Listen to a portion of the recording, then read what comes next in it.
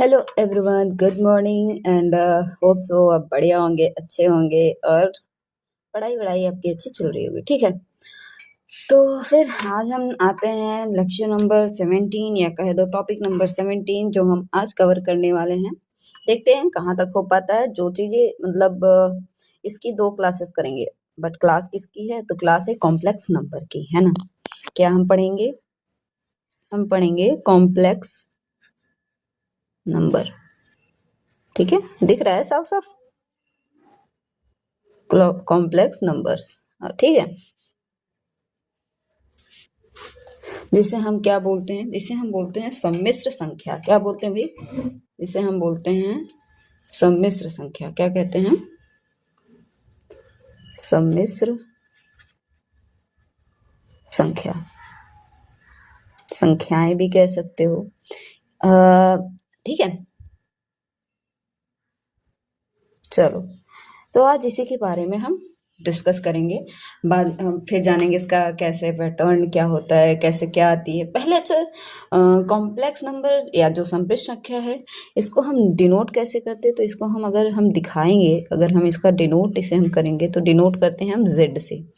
तो z equals to होता क्या है? तो z equals to a plus I B के फॉर्म में इसे हम दिखाते हैं। ठीक है, जो कॉम्प्लेक्स नंबर होता है उसे z बराबर a प्लस आई बी के फॉर्म में दिखाते हैं। जहाँ जो a होता है आपका, ये क्या होती है?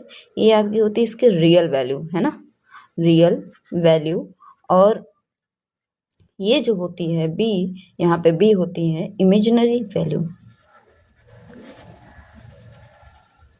अच्छा, ये आई क्या है? तो ये आई एक सिंबल है, आई एक सिंबल है जिसे हम क्या कहते हैं? अयोटा। एक सिंबल है जिसे हम क्या बोलते हैं? अयोटा। क्या बोलते हैं? अयोटा। ये आता कहाँ से? इसकी वैल्यू क्या होती है? तो देखो, इसकी वैल्यू होती है आई इक्वल्स टू रूट में -1। बट ये आता कहाँ से है? तो ये आता है एक क्वाड्रेटिक इक्वेशन से। क्या क्वाड्रेटिक इक्वेशन? जब हमारे पास x² + 1 इक्वल्स टू 0। ये क्या एक क्वाड्रेटिक इक्वेशन है? ये हमारा एक क्वाड्रेटिक, ओहो मुझे हिंदी में भी पढ़ाना है ना, क्वाड्रेटिक इक्वेशन। चलो अच्छा ध्यान समझो। कॉम्प्लेक्स नंबर सम्मिश्र संख्या इसे दिखाते कैसे हैं? तो z बराबर a प्लस आई बी से। जो a यहाँ पे होता है वो रियल वैल्यू, या इसी को कह देते हैं हम रियल पार्ट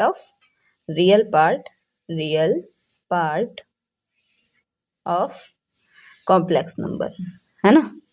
और ये जो b होता है ये imaginary part of complex number, या इमेजिनरी वैल्यू होती है ना।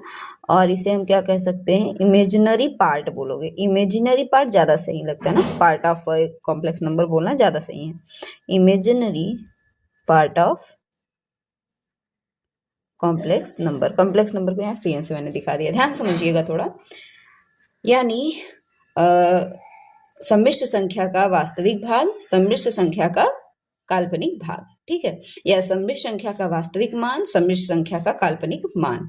ठीक है, होप सो समझ आ रही होगी बात। अच्छा, अब फिर ये आई क्या है? तो आई एक सिंबल है जिसे हम अयोटा कहते हैं। आई की जो वैल्यू होती है रूट में -1 होती है। ये आता कहाँ से है? तो ये आता है एक द्विघात समीकरण, एक क्वाड्रेटिक इक्वेशन से। तो x² + 1 इक्वल्स टू 0 है। तो इसे अगर मैं कहूँ यहाँ सॉल्व करो और x की वैल्यू बताओ, इसे सॉल्व करके x की वैल्यू बताओ, तो आ जाएगा x² इक्वल्स टू, प्लस इधर है, इधर जाएगा तो -1। अब जब हम x की वैल्यू बताएं, निकालेंगे तो क्या आ जाएगा बताओ? क्या प्लस माइनस रूट में -1 आएगा? क्या आएगा ना। तो यहाँ पे जो प्लस रूट में, यानी जब हम x की वैल्यू लेते हैं, अच्छा क्यों प्लस माइनस आया? क्योंकि भाई x² है, x की 2 वैल्यू पॉसिबल होंगी, प्लस माइनस दोनों। तो और ये चीज चली जाएगी रूट में, है ना। क्या क्यों रूट में जाती है? जब यहाँ से स्क्वायर हटता है, मेरी बात समझना। जैसे x² बराबर 2 है तो x बराबर क्या आता है? तो ये जो पावर जब इस पे आता है तो 2 के पावर 1/2 हो जाता है, इसीलिए चला जाता है √2। इसी तरह यहाँ पे जो x² था ना, तो ये स्क्वायर इस पे आया तो 1/2 हुआ, तो इसकी वैल्यू इस पे हो गया √2। और क्यों आया? क्योंकि 2 बार, क्योंकि भाई प्लस माइनस √2। और क्यों आया ऐसा? तो कहेंगे क्योंकि हमारी जितना, देखो किसी भी अगर क्वाड्रेटिक इक्वेशन की बात करें तो इसका मैक्सिमम पावर 2 होता है। जितना पावर होती है उतना ही पॉसिबिलिटीज होती हैं number of solution find out हो जाए, यानी हल प्राप्त हो, यानी कह सकते हो x की वैल्यू प्राप्त हो। तो यहाँ पे 2 मैक्सिमम, इसका मैक्सिमम घात 2 है ना, तो इसकी जो वैल्यू होगी 2 मिलेगी। तो इसी को हमने अब क्योंकि -1 है तो इसे हम plus -1 minus -1 root sorry plus root में -1 माइनस रूट में -1, तो हम इमेजिनरी कंसिडर करते हैं इसको। इट मीन्स हम डायरेक्ट x की वैल्यू क्या लिख सकते हैं, रूट में -1, और यही रूट में -1 को हम किससे दिखाते हैं, एक सिंबल i से, क्योंकि ये इमेजिनरी वैल्यू है ना। अच्छा, इमेजिनरी वैल्यू क्या होती है, रूट में -a है ना, तो ये सब क्या कहलाती हैं, इमेजिनरी वैल्यू, ठीक है। लेकिन ध्यान देना, अगर एक स्पेसिफिक मतलब ये भी इमेजिनरी है, बट अगर रूट में केवल -1 है तो इसको एक अलग केस बताया गया, इसे हम बोल देते हैं आयोटा, है ना। आयोटा इमेजिनरी, देखो आई से स्टार्ट हो रहा है तो आयोटा, ठीक है। तो हम इसको कभी रूट में -1 है तो इसको हम आई से ही दिखा देते हैं। तो आपको ऐसे ही वैल्यू, अगर मान लो रूट में -3 है तो इसको हम क्या लिख सकते हैं, तो हम इसे लिखेंगे i√3, है ना। अगर मेरे पास रूट में -5 है, इसे क्या लिखेंगे, i√5, ठीक है। इस फॉर्म में इसको हम लिख सकते हैं। तो आगे हम चल के यही काम करने वाले हैं, ध्यान समझना, ठीक है। होप सो ये चीज़ समझ में आई। मैंने कहा कि जो इमेजिनरी नंबर है, जैसे z बराबर, मैंने कहा एक मतलब मैंने एक कॉम्प्लेक्स नंबर लिया, z बराबर 3 - 2i, या i2 लिख दें या 2in, i बाद में लिखो, पहले लिखो एज योर विश। तो यहाँ पे रियल पार्ट क्या होगा, तो ऐसे हो जाता है real part of imaginary number, तो real part of imaginary number, है ना, real part of imaginary real part of complex number, तो RZ से दिखा सकते हो क्या इसको शॉर्ट फॉर्म में, तो ये हो जाएगा 3। और real part of imaginary number IM से दिखा सकते हो क्या, सॉरी यार, हाँ, imaginary part of complex number तो IMZ से, है ना। तो IMZ से क्या दिखा सकते हो, इसे REZ, इसे IMZ देखोगे तो ऐसे लिखा रहता है, तो ये हो जाएगा -2। क्यों -2 होगा, क्योंकि भैया यहाँ हमेशा प्लस ही होता है इन जनरल केस में, डोनेशन जब डोनेट हम इसको करते हैं, डोनेट मतलब रिप्रेजेंट जब करते हैं, ठीक है, डोनेशन बोल दिया। ओके, होप सो यहाँ तक चीज़ें समझ में आई होंगी। हमने ये सीखा कि हम कैसे नोट करते हैं किसको, अपने कॉम्प्लेक्स नंबर को, ये होता है z से दिखाते हैं, जो कि z बराबर a + ib होता है। यहाँ a रियल पार्ट होता है, b यहाँ पे इमेजिनरी पार्ट होता है, यहाँ आयोटा ही इसको इमेजिनरी बना रहा है, ठीक है ना। अच्छा, कभी कभी आपसे वैल्यू पूछ लेता है, जैसे अगर मैं कहूँ i के पावर 23 की वैल्यू क्या होगी, तो आपका दिमाग घूम गया, मैम i की पावर 23, तो अच्छा ये बताओ, अगर मैं कहूँ इसको जानने से पहले ये बताओ i की वैल्यू क्या है, कहोगे मैम √1 है, रूट में -1 है। i स्क्वायर क्या हो जाएगा, तो कहोगे मैम √-1 इंटू √-1 कहोगे, है ना, i इंटू आई, और इसकी वैल्यू √-1 तो क्या हो जाएगा, केवल -1 आएगा क्या, हाँ जी, रूट हट जाएगा ना, ध्यान देना, -1 आएगा, ये माइनस माइनस प्लस मत कर देना, है ना, रूट केवल हटेगा। चलो, फिर अगर मैंने कहा i के पावर 3 होता है तब, तो कहते -1 इंटू, अब ये √1 को ना i ही लिखना, ऐसा क्यों किया मैंने, चलो ऐसे लिख दो, i स्क्वायर इंटू आई को क्या हम i³ लिख सकते हैं, तो ये हो जाएगा क्या, कहोगे i स्क्वायर की वैल्यू i है -1 और इंटू आई, तो ये आ जाएगा -i, है ना, यानी i के पावर 3 की वैल्यू -i। इसी तरह i के पावर 4 की वैल्यू क्या हो जाएगी, तो ये हो जाएगा i square into I square, it means -1 into -1, तो इक्वल्स टू क्या आ जाएगा, +1 आएगा क्या। इससे समझ में आ रहा है कि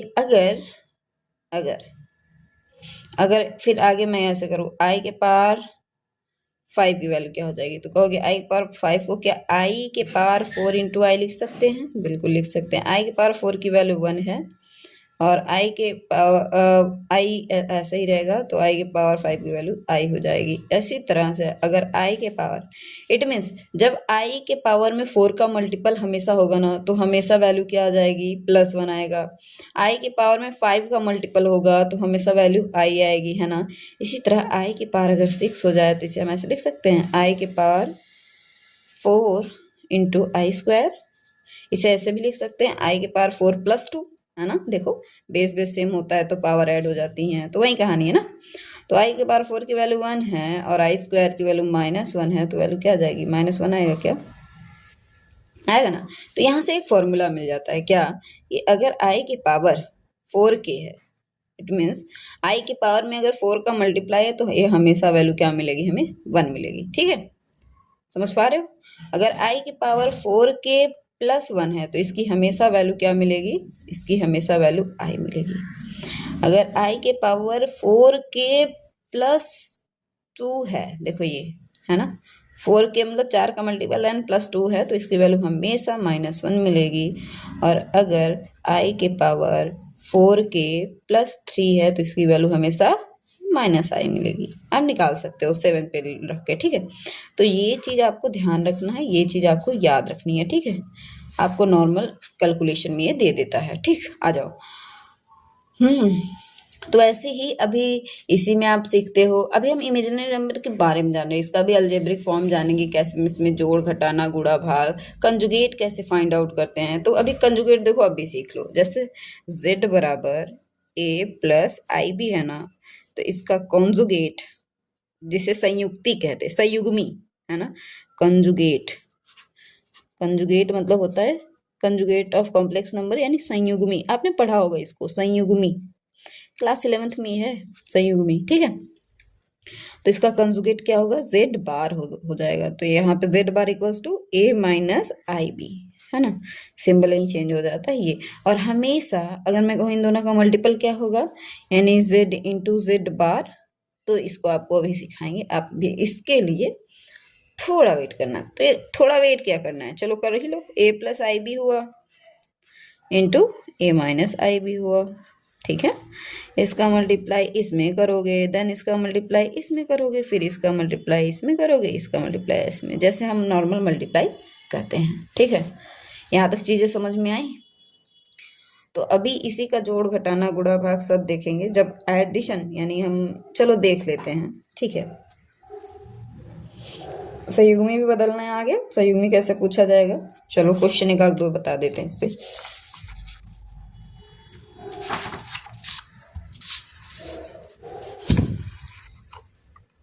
ठीक है, मैं अगर कहूं कि क्वेश्चन क्या है, find the conjugate of given complex number। मैंने कहा z बराबर क्या है मेरे पास, 3 माइनस 3 प्लस 4i है। तो इसका कंजुगेट क्या होगा, तो इसका सॉल्यूशन इसका क्या हो जाएगा, कंजुगेट क्या हो जानी है भाई, z bar equals to 3 minus 4i। समझ पा रहे हो? अच्छा चलो हम करते हैं क्वेश्चन एक और। क्वेश्चन से पहले कॉन्सेप्ट करते हैं, है ना। कॉन्सेप्ट क्या है कि हमें सीखना है कि एडिशन, सब्सट्रैक्शन, मल्टीप्लिकेशन कैसे होता है ना, जोड़ घटाना गुणा भाग कॉम्प्लेक्स नंबर का कैसे होता है। तो मैथमेटिकल ऑपरेशन बोल सकते हो उसको, है ना, mathematical operation on complex number, है ना। ठीक है, चलो आ जाओ। तो अगर मैं कहूँ addition of two complex number. अच्छा, कॉम्प्लेक्स से नाम ही आ रहा है भाई, थोड़ा सा कॉम्प्लिकेटिव होगा। ठीक है, कॉम्प्लेक्स नंबर करें इफ, तो ध्यान देना, if we have two complex number z1 and z2। तो देखो अभी एक इक्वालिटी का भी रूल आता है, यानी कॉम्प्लेक्स नंबर इक्वालिटी रूल। तो z1 जब z2 के बराबर होगा तो रियल पार्ट के इक्वल करस्पॉन्डिंग, मतलब जो करस्पॉन्डिंग एलिमेंट होंगे बराबर होंगे, ऐसा कुछ। तो चलो आ जाओ, देखो तो इसका सम क्या हो जाएगा। मैंने कहा z1 बराबर दे रखा है a प्लस आई बी और z2 बराबर है c प्लस आई डी। समझ पा रहे हो क्या, z2 बराबर c प्लस आई डी। तो क्या बताओ सम क्या हो जाएगा, z1 plus z2, it means a plus I B and plus c plus I D. तो क्या हो जाएगा, रियल पार्ट में रियल पार्ट ऐड हो जाएगा, इमेजिनरी पार्ट में इमेजिनरी पार्ट ऐड हो जाएगा। समझ पा रहे हो मेरी बात? तो देखो रियल पार्ट में रियल पार्ट ऐड होगा तो a plus C plus I common ले लेंगे इन दोनों में, ये आ जाएगा b प्लस डी। ये क्या होगा z1 प्लस z2 की वैल्यू, ध्यान समझना। अच्छा एक चीज मेरी बात ध्यान दो कि इफ टू कॉम्प्लेक्स नंबर का जो सम होगा वो भी एक कॉम्प्लेक्स नंबर ही होगा, है ना। Sum of two complex number, sum of या addition of sum of two complex number will be